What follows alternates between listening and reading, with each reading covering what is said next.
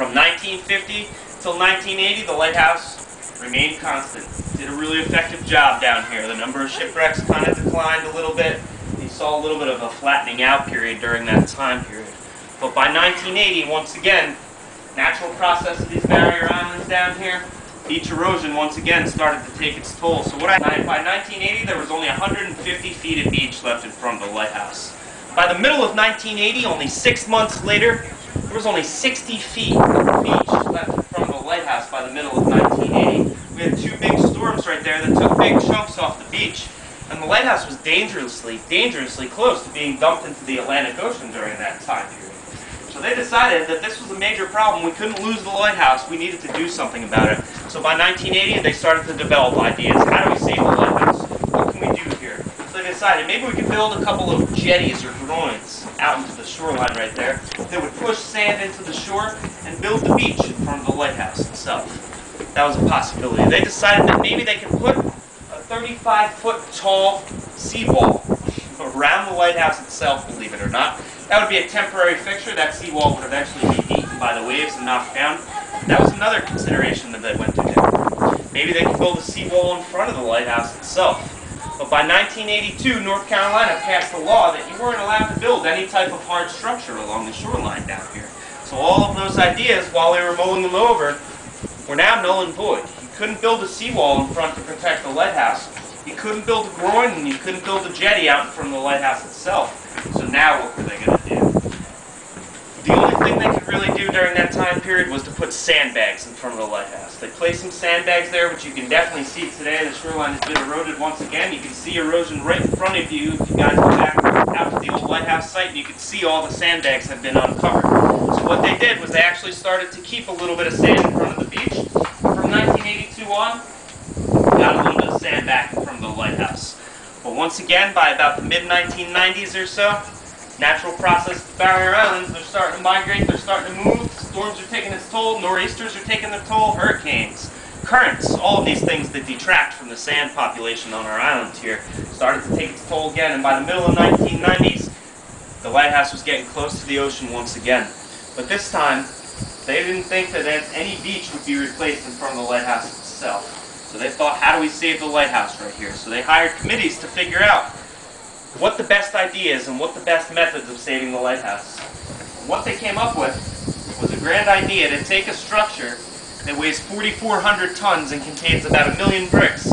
And they decided that they were going to pick this structure up in one solid piece, and they decided that they were going to move it straight up in the air like that. So by 1999, 2 companies were hired to move the lighthouse. One of them was Expert House Movers. One of them was International Chimney Corporation. These companies were subcontracted by the federal government at a contract of $11.9 million and were actually hired to move the lighthouse itself.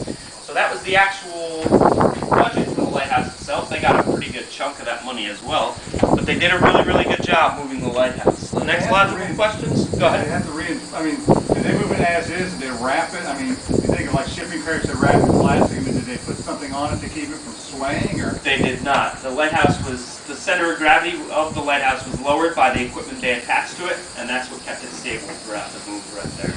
So figure out, how did they move the lighthouse is the next logical question. Everything you see from the ground up was moved in one solid piece. They cut the lighthouse off of its base with a diamond-tipped cable saw, removed pieces from underneath the lighthouse right there, and placed a system of hydraulics underneath the lighthouse itself. These hydraulics lifted the 4,400-ton structure straight up in the air, and they built a sequence of what were essentially train tracks. There were 7 tracks with a roller system fitted on the tracks themselves. They slid these tracks underneath the newly lifted lighthouse and placed the 4,400-ton lighthouse down onto the structure itself, or down onto the tracks themselves. Go ahead.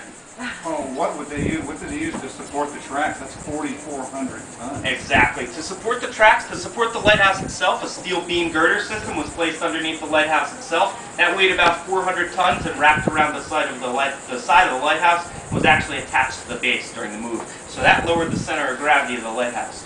To support the tracks themselves, what they actually did, we're in the pathway of the move right here. What they actually imported were just rocks. They took tons of rocks and pushed the rocks down and compressed them into the sand to create a stable platform for the lighthouse and the tracks themselves. So technically, under this site, there's a highway of rocks from the old site to this one. That's exactly right. You can see the remnants of the rocks over at the old lighthouse site. There's quite a few of them. How did they keep it level? How did they keep it level? They just had sensor equipment on the lighthouse itself and the structure itself. They had paving systems, and when they flattened the system out and flattened the roadway out itself, they would take measurements to make sure that the actual pathway was level itself. And that was it. They were on their way. How did they push it? Go How ahead. did it move? Excuse me? How did they make it move? That's the next piece of information right here. Once they put it down onto the tracks themselves, they actually pushed it from behind with a sequence of hydraulics. The hydraulics were built to push 5 feet at a time. So 5 feet at a time, the hydraulics would push and then reset. After they went over a piece of the track from the back that they just went over was rotated to the front. In addition to the gravel was also rotated with the tracks themselves, and the lighthouse was pushed over 2,900 feet, which is over a half a mile, in 23 days. They moved the lighthouse at a cost, like I said, of $11.9 million. They brought the lighthouse to its new site down here, and there wasn't a single crack in the lighthouse or the foundation itself. It was absolutely a remarkable accomplishment. And the movers during this time period, they realized how amazing this was, and they kind of had a little bit of fun with it. So you can imagine getting a lucrative government contract like that was really, really exciting for this company, because after that time period, if anybody said, hey, I don't think you have the ability or the means to move my house, you have definitive evidence right there that says, we can probably do that. So what they actually did, go ahead. There was a comment running at the time, too, that the space shuttle weighs about the same as that does. Exactly. But the space shuttle wasn't built in 1870. It wasn't built in 1870, and they don't move the space shuttle standing 198 feet tall in the air. Did you say 4,400 tons? 4,400 tons. Really 8.5 pounds. Very, very, very, very, very heavy lighthouse.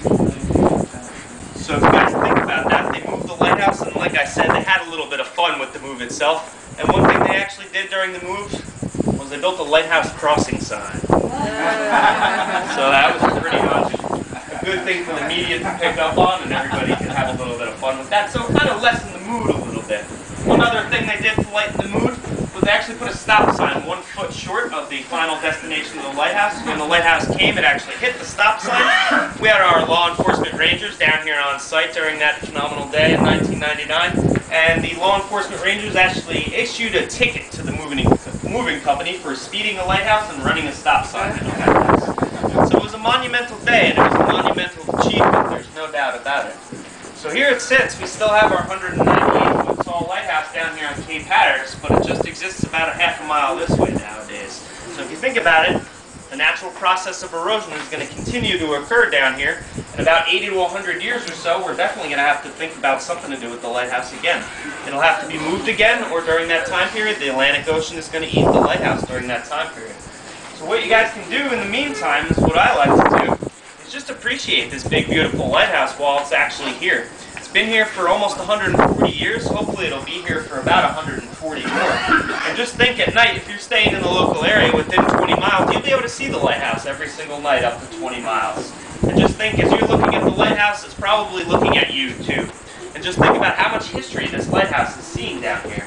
It just missed the age of piracy. It just missed the Civil War right there. It went through and suffered through World War I. Went through World War II and watched German U-boats sink about a ship a day right off this shoreline down here in the spring of 1942. It's carried on throughout history and withstood the test of time. It's the all-seeing eye of Cape Hatteras that still sits here today. It's been here for about 140 years. Hopefully it'll be here for about 140 more. It's pretty cool to look at, and it's a pretty monumental thing to actually have here. Not only to have the tallest brick lighthouse in the entire world here on Cape Hatteras, but to have a lighthouse that was actually moved over a half a mile in one solid piece is absolutely remarkable. So appreciate it while you're down here. You guys enjoy the rest of your vacation down here. Be real safe if you're going to go into the ocean today. The rip currents are really, really severe. Thank you for listening to me talk for a little while, and I hope you guys have a really good vacation.